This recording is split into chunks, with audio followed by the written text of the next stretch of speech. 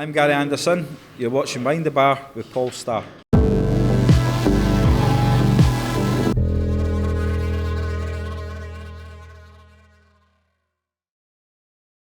Welcome to Behind the Bar with Paul Starr, brought to you by William Hill, the proud sponsor of the World Darts Championship. And we're actually back behind the original bar here.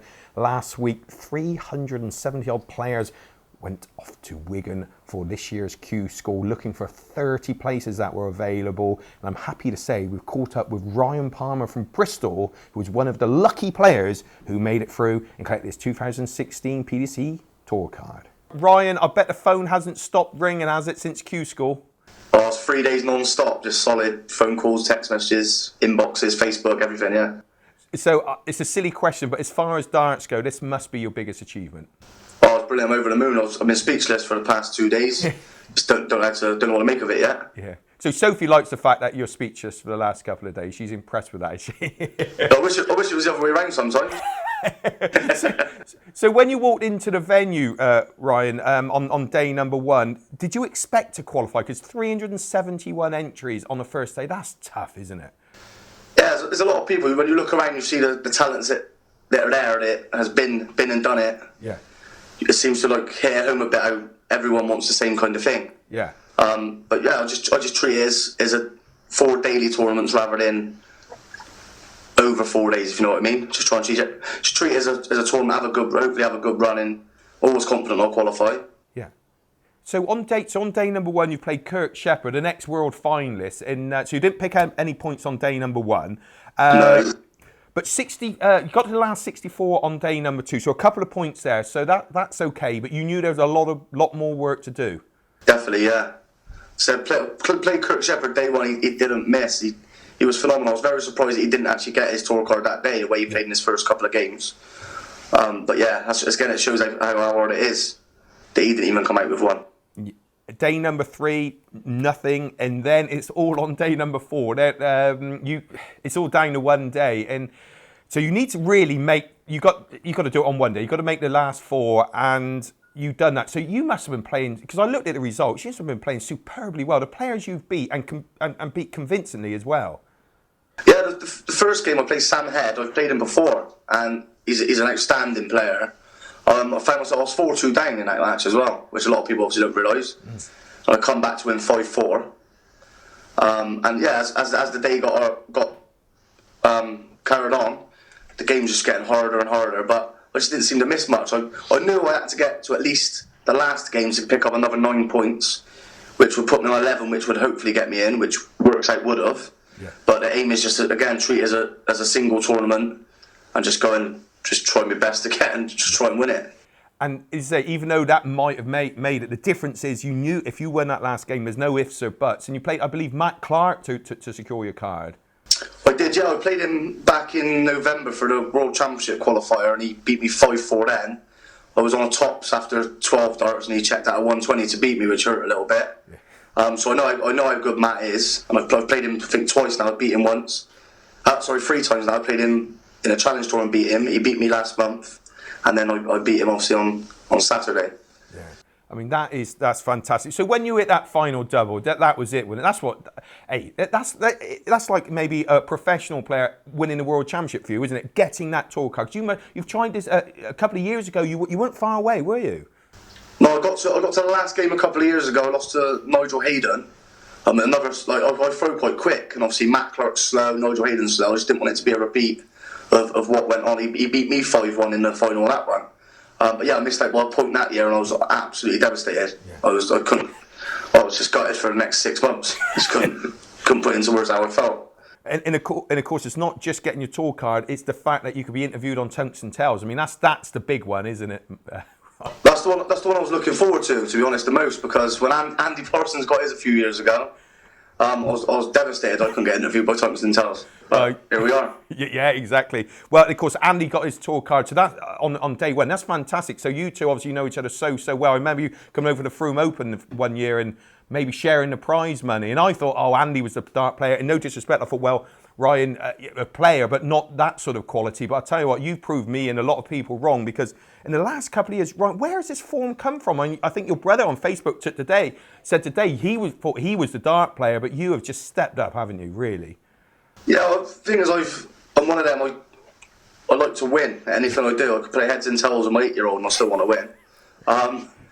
But as I said, me and Andy are really, really good mates. We got the same sponsor now, and we share rooms. We travel together, so it's brilliant for me and him both to get one. As you said, my brother, he's been playing since he was probably 13, 14 years old. Well, I didn't throw a dart until I was nearly 20. Really? I just put in the time on practicing as much as I can. I like to go into tournaments, I like to win, and I try and win as much as I can. Yeah. And yeah, I just put in the time and effort in, I think, yeah. Yeah, and of course... Paying off.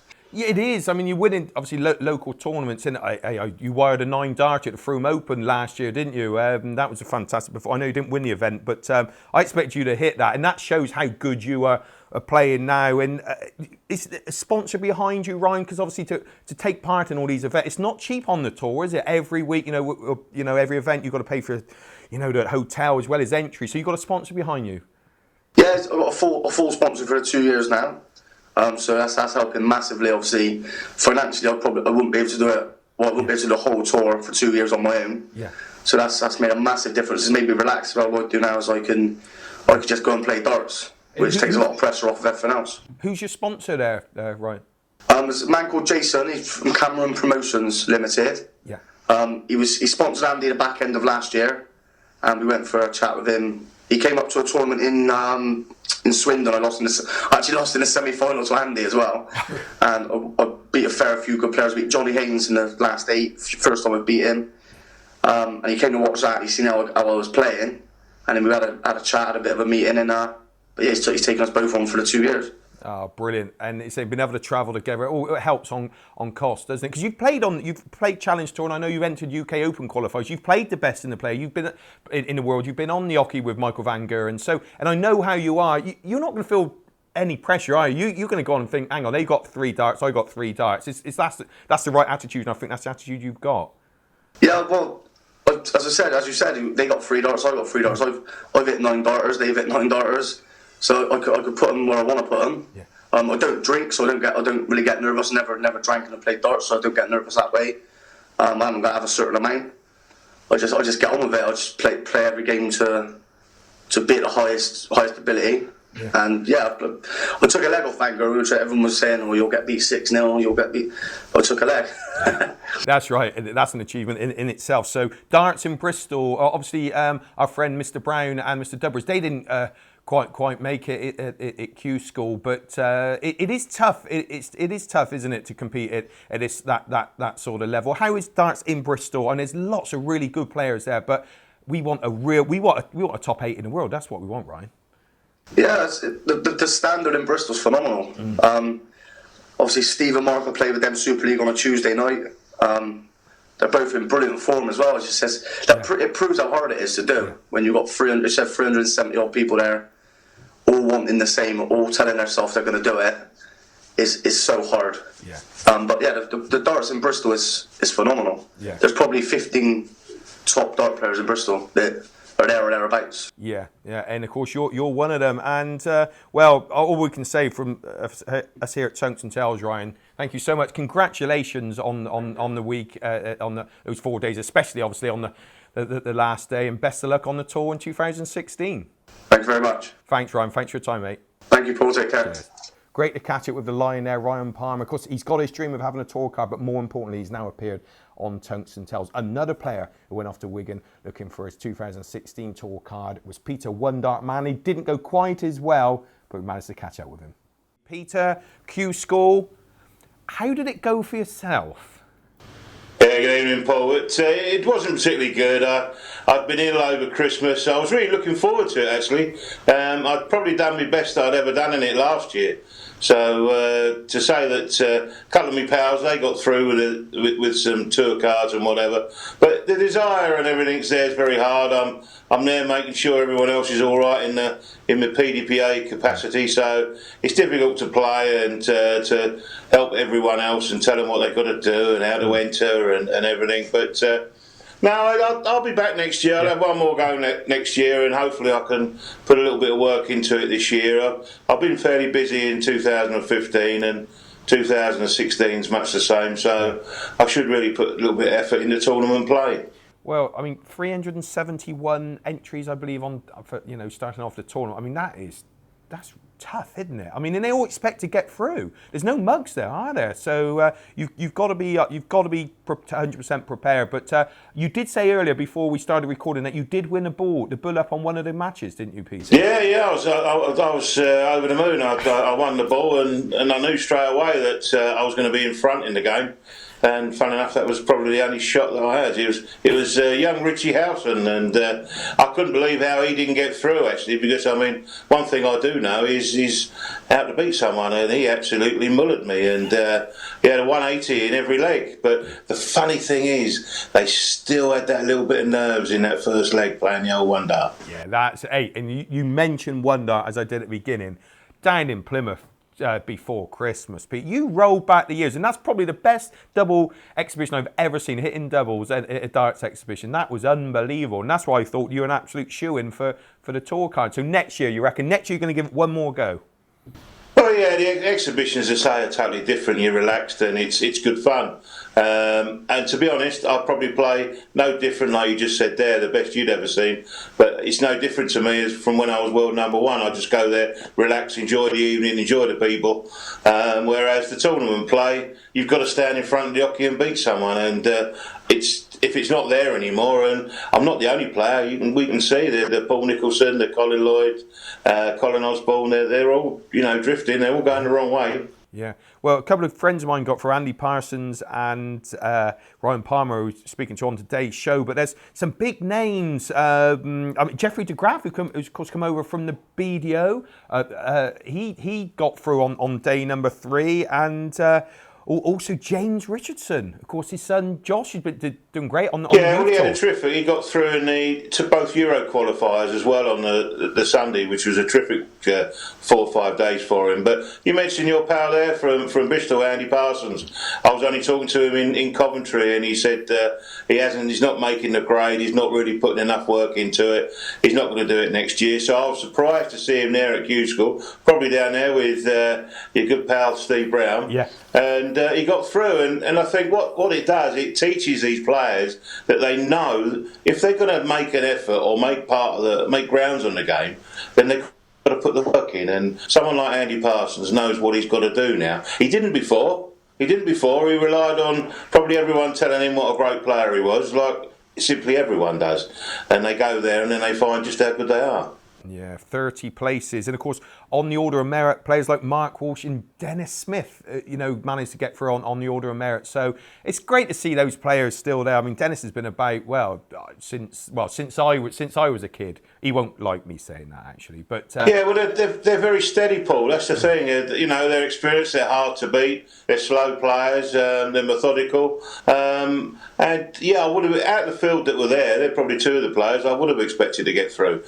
Very surprised, like you say, with some that got through, some we'd never even heard of. But I just hope they've prepared. They're coming into the professional game now. The tour's worth 10 million. It's going to cost them a few bob. I just hope they're organised all that bit.